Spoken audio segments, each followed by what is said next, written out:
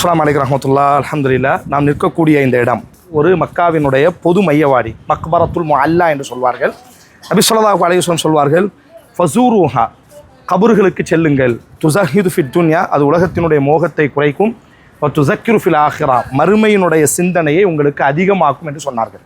அப்போ பொதுவான மையவாடிகளுக்கு நாம் அவ்வப்பொழுது வர வேண்டும். ஒரு காரணம், நம்முடைய மறுமையினுடைய சிந்தனையை அதிகப்படுத்துவதற்காக நபி ஸல்லல்லாஹு அலைஹி வஸல்லம் கபர்களுக்கு வாருங்கள் என்று அழைத்திருக்கிறார்கள்.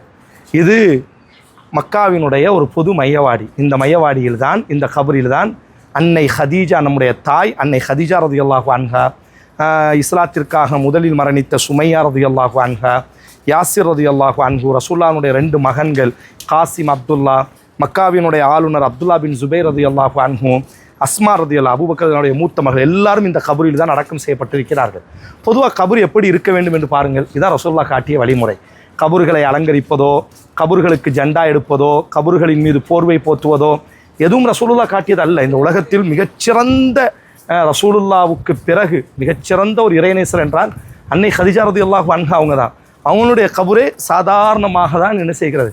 ஆனால் ரசூலுல்லாஹ் சொன்னார்கள், லான் அல்லாஹுல் யஹூத வன் நஸாரா, யூத கிறிஸ்தவர்களை அல்லாஹ் சபிக்கட்டும். இத்தகதுல் குபூர் அம்பியாஹி மசாஜித், அவர்கள் தங்களினுடைய நபிமார்களினுடைய அடக்கஸ்தலத்தை வணக்கஸ்தலமாக ஆக்குவார்கள். அப்போ கபருக்கு வந்தால் அவர்களுக்காக, கபுராளிகளுக்காக தான் நாம் துவா செய்ய வேண்டும். ரசூலுல்லாஹ் ஒரு அழகான துவாவை கற்றுத்தந்தார்கள். நீங்கள் எந்த கபருக்கு போனாலும் அஸ்ஸலாமு அலைக்கும் யா தார கௌமின் முஃமினீன், ஓ இறை நம்பிக்கையாளர்களே, அல்லாஹ்னுடைய சாந்தி சமாதானம் உங்கள் மீது உண்டாகட்டும். வைனா இன்ஷா அல்லாஹ் லாஹிக்கும், நீங்கள் முந்தி போயிட்டீங்க, அல்லாஹ் நாடினா உங்களுக்கு பிந்தி நாங்கள் வர இருக்கிறோம். யக்ஃபிருல்லாஹு லனா வலக்கும், உங்களையும் எங்களையும் அல்லாஹ் மன்னிக்கட்டும். அஸ்அலுல்லாஹ லனா வலக்குமுல் ஆஃபியா, உங்களுக்கும் எங்களுக்கும் அல்லாஹ் நல்வாழ்வை தரட்டும் என்று ரசூலுல்லாஹ் ஒரு அழகான துஆ. அவர்களுக்காக தான் நாம் என்ன செய்ய வேண்டும், துஆ செய்ய வேண்டுமே தவிர அவர்களிடத்தில், அது யாராக இருக்கட்டும், உயர்ந்த இறைநேசர் அன்னை ஹதீஜா ரலியல்லாஹு அன்ஹா, சொர்க்கத்தினுடைய தலைவி அன்னை ஹதீஜா ரலியல்லாஹு அன்ஹா, அவங்கள்ட்ட கூட நம்ம என்ன செய்யக்கூடாது, உதவி தேடக்கூடாது. அவனுடைய கபரும் சாதாரண ஒரு கபராகத்தான் என்ன செய்கிறது, இருக்கிறது. அல்லாஹ் ரப்புல் ஆலமீன் நமக்கும் இந்த கபுராளிகளுக்கும் சிறந்த வாழ்க்கை அல்லாஹ் நமக்கு தரட்டும்.